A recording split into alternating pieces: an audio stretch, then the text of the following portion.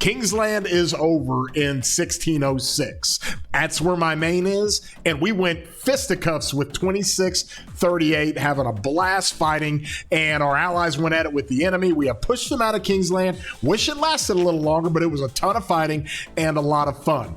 And the MVP of this Kingsland, ever since he dropped in the game last week, is Emperor Qin. We're going to go through all of that and explain to you why there's a commander named YSG that is back in a big way right here.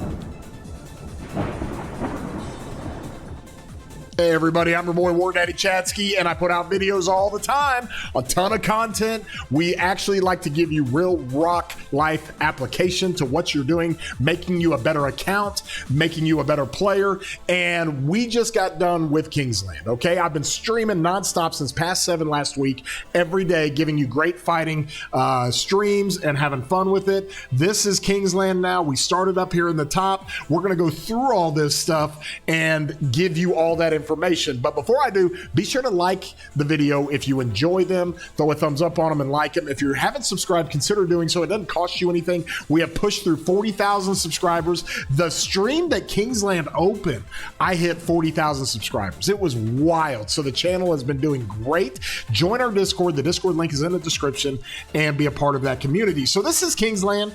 We've been in fire camp, and we have been fighting our friends down here in water camp in the 2638. The other Imperium that was our enemy was over here. Now, what happened in zone 6 and in past 7 was that we switched spots, and OWR, which is 2638, they actually fought out of the bottom left. We fought out of the top left. Our allies were up here in Earth Camp, and then Water Camp switched over here, and they fought down here. So we had a great time fighting. We have all that information for you.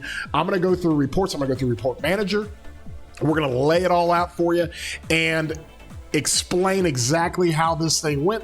The account did pretty well. I think I got about 4 billion kill points. So when you look over here, my goal was to get to 50 billion. That would have been 6.5 billion kill points. So right now I'm sitting at about 4 billion kill points, and it did pretty well. Just wish we had harder fights, or longer fights, I should say. We had very hard fights, but just longer fights. This is Tides, okay? Tides is a lot like Heroic Anthem.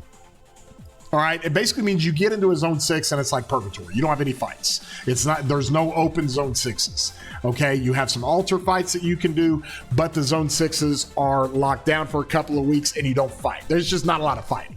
All right, it's not like Orleans. It's not like King of All Britain. It's not like Stratagems. It's not like some of these other KvKs where you go into a zone 6 and you invade and you try to build fort walls and all that stuff. It makes for a lot more fighting and a lot more fun. So this is where we're at, and this is how it came to be. So now we're just invading zone 6 down here. We were building a fort. I'm hanging out. But just like I showed you on the kill points, I'm going to show you the leaderboards. And this thing's will wrap up probably tomorrow. Okay, so when it comes to the overall kills in KvK, Chopper went nuts. Anybody that knows Chopper, he's got an account in 960. He's all over the place. He went crazy, and he did a ton of healing, okay? But let's start with the kill points. He was number 1 in kill points. You had Gorilla in 606 with us, was the second place player. Miku was 3rd, and then Fluffy and I round up 4th and 5th. PTI was right there with us, and then GG is down there in 8th place. Zaka is in 10th place. So these are for the Altarks. I finished top 5.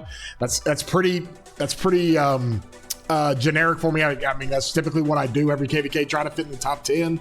And so the deaths, I needed more. I'm only 17th. Okay, I've only dropped 40 million power. There was just not enough long sustained fightings, not enough swarming. I did rallies. I should have done more rallies and more swarming, but the healing overall, I ended up in 5th. You can see Chopper and Miku went crazy, but you can see where Gorilla and me and Fluffy really had a good amount of trades when it came to maximizing the efficiency of fighting. So this is kind of how it all lined out. All right, and part of the reason why this was a lot of fun to do is this is tied. So we had an artifact KvK, and one of the things I wanted to make note of, you can check the end of the video. I do a video on how archers have become much more easier to play with a little integration tip or tactic. A lot of our players in 606 use this, and this basically means that all of my marches have an integration icon, but I have all these different troop types.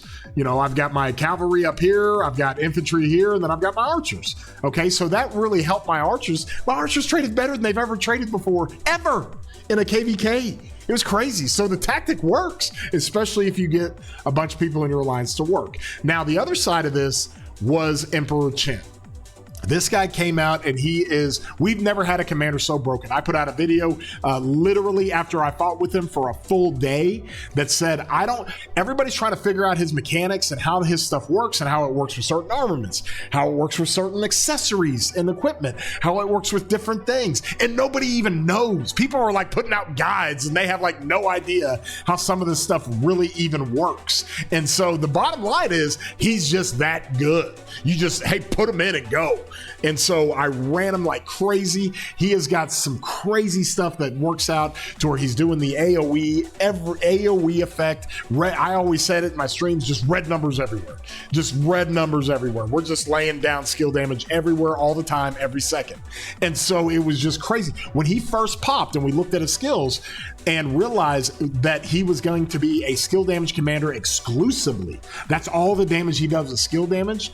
Well, I immediately said, okay, Zhuge obviously is going to be a pairing, and YSG is going to be a interesting pairing to try out because YSG ramps up the skill damage. There are two main factors of making this guy work to the nth degree, work at the very best. Number one is skill damage bonus. Number two is rage generation. Okay, and then number three is kind of an all damage bonus. So we ran him with Zhuge, and of course Zhuge has great rage generation. It is awesome. He is a rage engine, and he is really, really good at that. But he's also got some skill damage bonus here and archer attack bonus. Okay, the archer attack bonus really helps because all of your attack, your basic attack, is converted to skill damage. That's how this guy works. It's just really crazy how this stuff works. And so when you see this overall, he is a commander that basically takes any of your basic attack. You don't do white numbers, you just do red numbers. You just do skill damage. So anytime you're ramping up the rage and you're ramping up the skill damage bonus and the archer attack bonus, it works. So Zhuge is an automatic. Then we look at YSG, and y'all just get ready, because this is how this thing works. YSG has the most skill damage perpetual bonus in the game, and it's not even close. It's not even close. His skill damage bonus is a 50%, okay? In addition to that, he's got a rage engine. Now, this isn't quite as potent on rage as Zhuge is, but it is really, really good. And then he does 100% archer attack bonus for 3 seconds, only a 5-second cooldown. So when this goes off, he is enhancing that skill damage that Emperor Qin is doing. And that's why I was like, this might work really, really well. Well, you also add into that, we've got a museum buff for YSG. And this is where YSG was surprisingly like the MVP in this KvK for me. And I'll show you why. So when you come in here, his museum buff is a 3 relic. It adds 12% more perpetual skill damage. So we're running 62% skill damage bonus. That is like 62% all damage for Qin. Wild. Plus 20% defense. Like, people are like, oh, well, YSG is a glass cannon. No, you put Qin with YSG. Look at this. You're running up defense 30% and health 20%, and then another defense of 10% or of 20% on top of the 30. That's 50% archer defense. Like, it's about as tanky as it gets for archers. And so this was crazy. You guys know I'm not in love with archers, but I'm in love with this dude, and I'm in love with how he plays. Plus, using the integration trick, it worked out phenomenal for me because now I can use this guy and I can play him to my style. Very much a Vanguard style. Vanguard at the front of the ball, doing a lot of face tanking and just hammering as much damage as I can. Rinse and repeat. back and forth, nonstop. And so he is absolutely wonderful. And I ran him with Zuge for past 7, all that field fighting and all the field fighting on, that was Wednesday and then Thursday and Friday. And then yesterday for Kingsland. And ever since then, I've been running him with YSG. And I wanted to see the difference in the two commanders. I really wanted to understand what the difference was between Zuge and YSG. And I found it out. Okay, they're both phenomenal. I even ran Qin with Philip a little bit. That's phenomenal too. Okay, so you're gonna be great with Qin. He's gonna carry anything he runs with. But Zuge was amazing. YSG even better, just more damage. Okay, I ran 3 days of Zuge, and Rizabeth and some of the people in my Discord kept telling me like, Chatsky, you gotta run YSG. It does better. It just does better. And I'm like, what? And I started running it and I'm like, oh my God, it does. I can't believe it. It does even better. So it is crazy how this thing works out. So let's look at all of my marches, shall we? Okay, because I was mainly running 3 Cavs, 2 infantry, but really 3 with my leadership set that's critted for, it's infantry set critted for leadership. So I run 3 infantry, 3 Cavs, 1 archer. 1 archer. All right. And that's how I run this thing. And I wanted to maximize it. I might now run 2 archers. If I run YSG with Qin, I run Zuge and Herman. So we might change that up because I got great archer stuff. This is my 2nd archer set. Okay. So I might figure that out because this is wild what Qin does. But let's look at those. Let's look at everything. Okay. So as we come in here and we pull this thing up, now I'll come in here to my report manager. This is Cuba's Mike. He's got his report manager. If anybody wants any information on that, you can get into my Discord and ask about it. It's really easy. Okay. But you can see how this thing works out. This is like all the marches I ran. All right. And a couple of things of note that I have to get into before I get into the YSG Zuge side of things is the BQ and Luce. I only ran it for just a little bit. It's insane. It's going to trade insane. It's going to be out of control. I only ran it for a little bit and I ran it some in zone 5 and I ran it a little bit in the altars, but that's pretty much what this thing does. It just trades insane. Okay, so that's kind of a misnomer. That's an outlier because I didn't really use that when we were entering zones or doing past 7 in Kingsland. Okay, so from there, you also see Attila CJ. Very, very high, trading exceptionally well. Got almost as many kills as my BQ Wallace. But if you look over here on the left, the tours, I was rallying so much with Attila that I didn't have him out in the field as much. So the actual kill points compared to BQ Wallace, compared to Ragnar, compared to Arthur William, compared to Huo Joan, and compared to Philip and Luce, the kill points per times I dispatched this troop were just far and away higher. It was crazy. I like to run in an artifact KvK smite commanders behind my Attila. Okay, I like to run Luce. I like to run now BQ, but I'm using those 2 guys for my infantry marches. So I had CJ. I was like, let's just run this and see what happens. And we ran it. And let me explain something to you because a lot of people are like, why do you put CJ there? So I put the artifact on CJ, and CJ has he's got one of the coolest effects in the game. I absolutely love it. I was like blown away by it and how well it worked. And let me show you kind of what this thing does. This is his 3rd skill. You don't even have to be hitting anybody. You don't even have to be getting targeted by somebody. If you take AoE skill damage, smite damage, or combo damage, if you take any AoE damage from anywhere, any damage at all, he triggers back some damage back to you. It's crazy. It's awesome.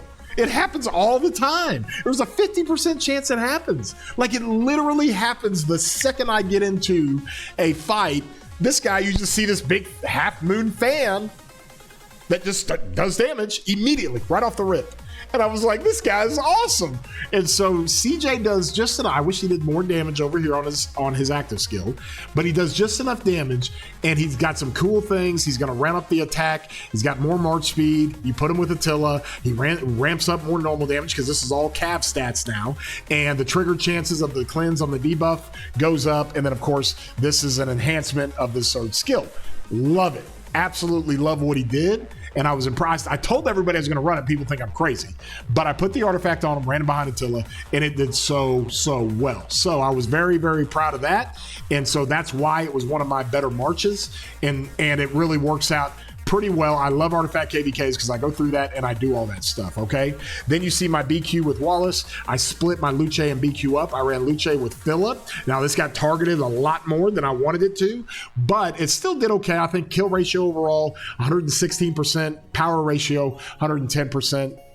My Huo Joan always had the worst gear on it, and my third Cav set is still critted, and the tier levels aren't amazing, but it's still really good.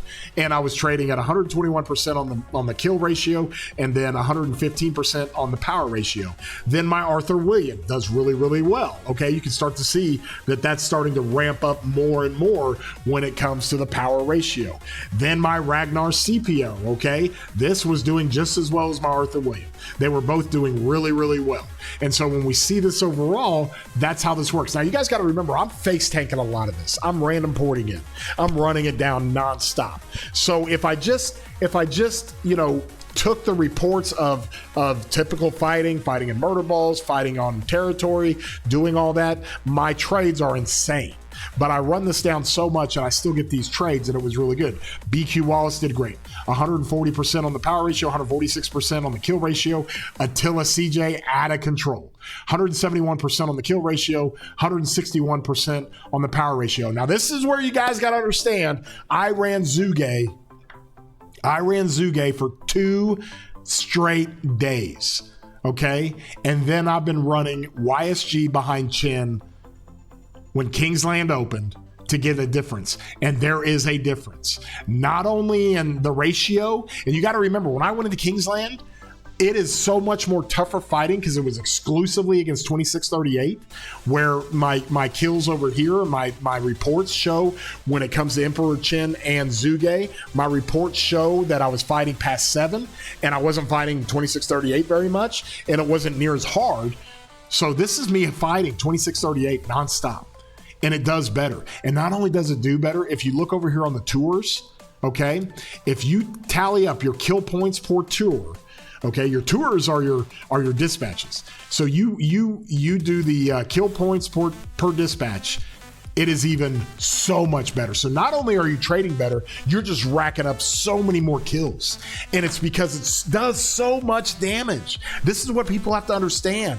When it comes to YSG, he is built to be behind Emperor Qin, and I love it. He's built to be behind him. So you take away the outlier that is BQ Luce that I only ran in Altar and in Zone 5, and this is really the marches I ran down here. And Emperor Qin, I'm a Cav guy. My archers have never traded well, ever. And now it's my best march. Now it's my best march. That's how good Emperor Qin is. But it's even better with YSG than Zuge. And it's just wild, okay? We have talked about this many times when it comes to this, okay? We have all these different commanders. And we've had situations where Luce, when he came out, he had some really weird and cool synergies with Alexander the Great. And it brought Alexander the Great back from the dead. Okay, Arthur, same thing. He had all kinds of combo stuff that he did, but he also helped out instant proc commanders. Well, one of the commanders that really worked out well with him that was kind of starting to get phased out really well was William. So you're having these new commanders that have these mechanics in the game, like Arthur with combo, like Luce with smite. Okay, and Luce has got his extra basic attack that he does. So all of a sudden you have these commanders that are bringing back old commanders. And Emperor Qin, more so than anybody, has brought back YSG. As good as Alex was with Luce and as good as William the Conqueror is with Arthur, YSG with Emperor Qin is twice as good. That's how crazy that is. Okay, so you're going to hear a lot of people kind of talk about the best Archer March and different things like that. And just hands down, you cannot get better than Qin YSG in the field. You just can't get any better. Now, it gives everybody a great opportunity to run 2 Archer Marches with Qin YSG and Zuge with Herman. Because Zuge is still meta. And he's still great. Now, he's not like a instant max, must max him right now type of commander. If you don't have him, don't max him, and you're only working on one archer march, work on Emperor Qin. Okay, but it makes it very easy with Qin now to run with YSG. You can run Zuge with Herman. You can run 2 archer marches. It's meta. It's great. Tons of damage. It's awesome. Use my integration trick, and it will be even better. They won't get targeted as much. And that's how you basically run this. But that is, I couldn't believe it, y'all. YSG is back. He's better than ever. And oh my gosh, it works so well with Qin. I'm running it in Canyon, for crying out loud. It is wild what this stuff does and how much damage output there is when YSG is basically taking all of the basic attack of Qin and turning that into skill damage. It's wild. It is so crazy. You're consuming rage over here with Qin. We won't go into a full Qin guide. These are the talents I was running on him. Okay, pretty simple. You want to deal more skill damage. You want more rage. Skill damage and rage, right? Well, I stopped over here at Arrow's Nook. That's just not as much attack when you get below 50% units. I don't like that. I went instead with Naked Rage. Love that. Because when you deal 6% more skill damage of all types, but you also take 6% more skill damage. Well, you got to understand, skill damage is all damage. So basically this ought to say this commander troop deals 6% more all damage of all types, but also takes 6% less skill damage. I'll take it. Okay, with Feral Nature, it's great. You over rage. We're going to get more detailed on exactly how much rage can be consumed, but this guy will fire off every 5 seconds, sometimes 4 seconds. And it's crazy how well this thing works. His active skill really doesn't do any damage, okay? But at the same time, he allows the secondary commander to fire his active when he fires his active. So when Qin fires his active, the secondary commander fires theirs. That's what you want to do. You want to ramp that up as fast as possible. But other than that, you're just doing damage every second. And it makes it crazy. So Qin YSG, ultimate MVP, came out of nowhere, and that's the end of our KvK. So 606 didn't have a whole lot of fighting as far as how many days you fought. They fought well with 2638. 2638 did a good job in Kingsland and in Pass 7. So hats off to everybody in the KvK. We had a lot of fun. We know a lot of those guys in 2638. That was a lot of fun. But this was eye-opening and revealing, and I can't believe the minute Emperor Qin comes out, we immediately go to Pass 7 in Kingsland, and we fought like crazy. So we tested him more than anybody.